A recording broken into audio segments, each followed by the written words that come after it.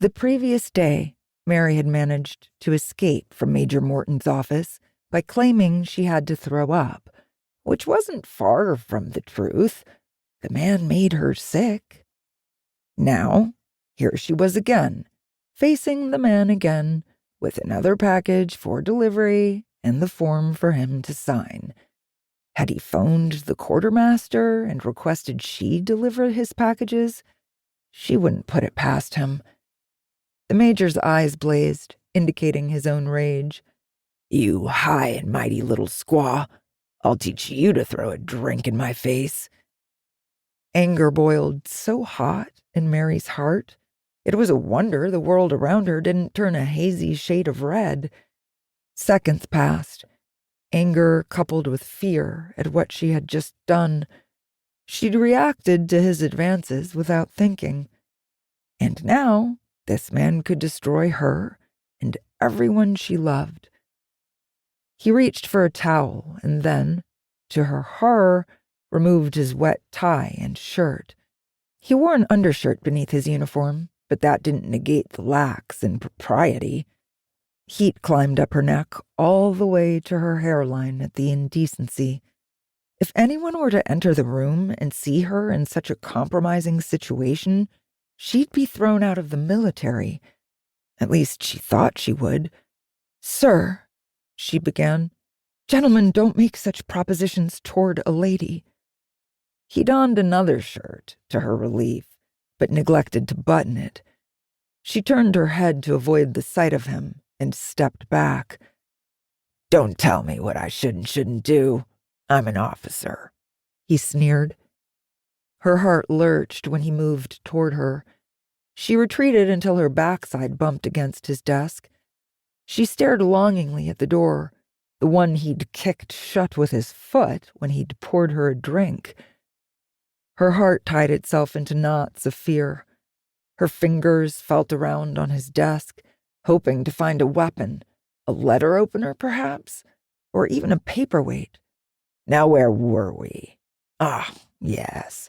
I was telling you how I'd send anonymous letters to the POW camp your brother's in and tell them he's a spy.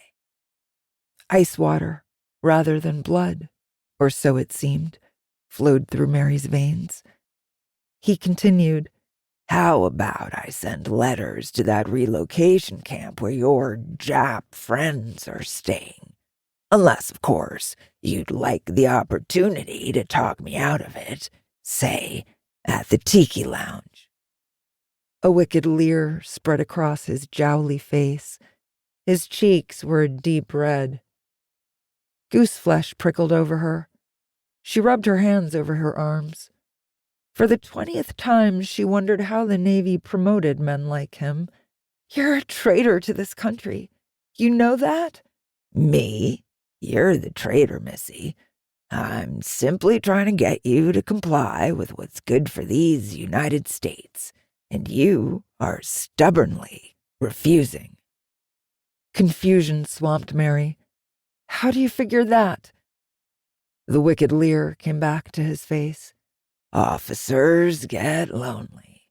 We can do our jobs better if we have a little female companionship, somebody to help us unwind so we can focus on more important matters." Major Morton raised his eyebrows. He downed his drink and wiped the slobber from his double chin.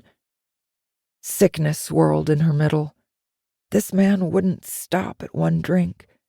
If she gave in to even the slightest whim of his, she'd be chained to him indefinitely, a slave to his demands. Her fingers wrapped around a square of heavy metal, likely his cigar box. She dared not take her eyes off him to know for sure. "Sir," she said again, "I will not be drinking with you tonight, or ever."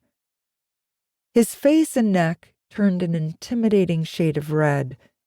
His eyes darkened, sending chills through the room. "You'd probably just as soon throw another drink on me, wouldn't you?" Her fingers gripped the cigar box. Would the JAG officers believe her if she claimed self-defense? Did she want to take that chance? Did she have a choice?